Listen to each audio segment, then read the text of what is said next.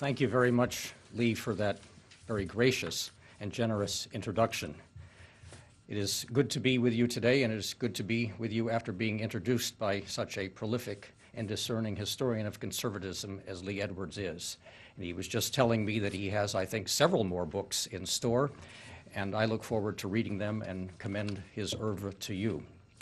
It is his pleasure also to be coming to the platform following John Hillbolt, whom I thank, and I thank you, John, and your colleagues at Heritage for providing a forum for me today to discuss the subject matter of my new book, Reappraising the Right. It is always a privilege and a pleasure to be on the platform at the Heritage Foundation. Now, coming as I do on the occasion of the publication of a new book, I feel a certain dilemma, which I suppose every author would feel in these circumstances. Namely, if I say too little about the book, you may not be motivated to read it. But if I say too much, you may feel that you've read it already. So rather than simply spend the next half hour explaining what the various topics in the book are and various structures and frameworks of thought and so forth, I thought it would be more important and appropriate for me as a historian to offer some reflections on where I see the conservative movement today in its intellectual and political manifestations, and perhaps offer a few thoughts as to its possible potential for the future. So rather than simply replicate the book orally here in the next few minutes, I will rather stand back a bit from it, but draw upon it in order to examine the current status of American conservatism. In the American election year of 2008, as Barack Obama glided unexpectedly toward the White House, a new political narrative took hold among the chattering classes. The conservative era, the age of Reagan, was said to be ending. According to liberal writers like E.J. Dionne, the once mighty conservative intellectual and political force that had dominated the nation's debates since the late 1970s had fallen into more abundity and disarray. A few conservative pundits seemed half inclined to agree. Yuval Levin, a frequent contributor to National Review Online, sensed what he called intellectual fatigue among his ideological allies and added, "The conservative idea factory is not producing as it once did." Another rising conservative commentator, Jonah Goldberg, commenced a column in USA Today in mid-2008 by quoting the writer-humorist Philander Johnson, who said, "Cheer up, for the worst is yet to come." Although Goldberg went on to insist that the conservative movement had a lot of life left in it, his bon mot captured the mood of trepidation, gripping many around him as the election approached. Some on the right were more acerbic. Patrick Buchanan expressed his dismay at the conservative establishment by invoking an aphorism attributed to Eric Hoffer.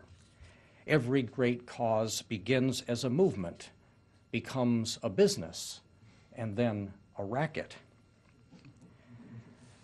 Such sentiments did not dissipate with the defeat of the Republican Party, that imperfect vehicle of modern conservatism, at the polls later in the year. Some weeks before the election, Sam Tannenhouse, the editor of the New York Times Book Review, asserted in print that the conservative movement had entered its last and genuinely decadent phase. Some weeks after the election, his prognosis became grimmer still. Writing in the New Republic, he offered what was called an intellectual autopsy of the movement. And just 3 months ago, he turned this essay into a little book entitled The Death of Conservatism. Once again, voices on the right could be found who at least partly agreed with him.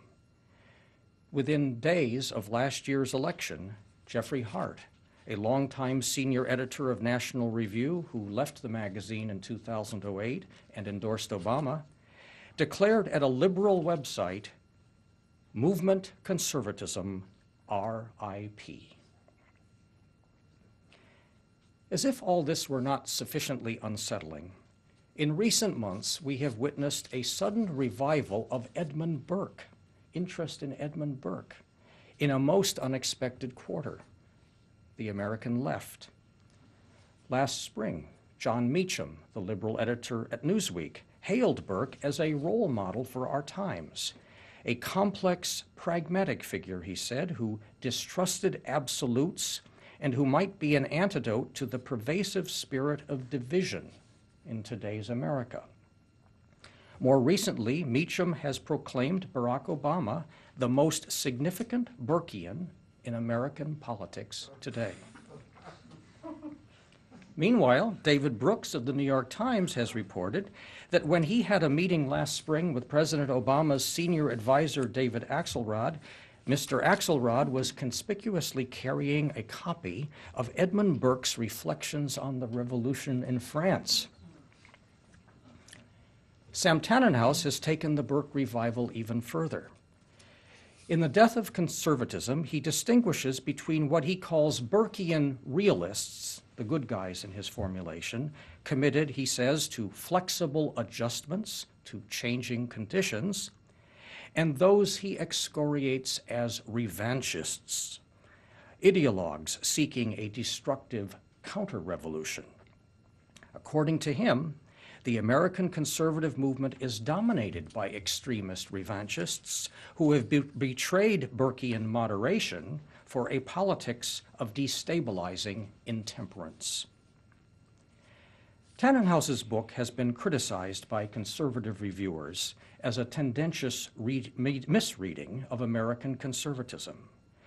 What Tannenhouse wants, they charge, is a passive, defeatist, accommodationist conservatism that politely adjusts in the name of Burke to a political and social order created and controlled by the American left.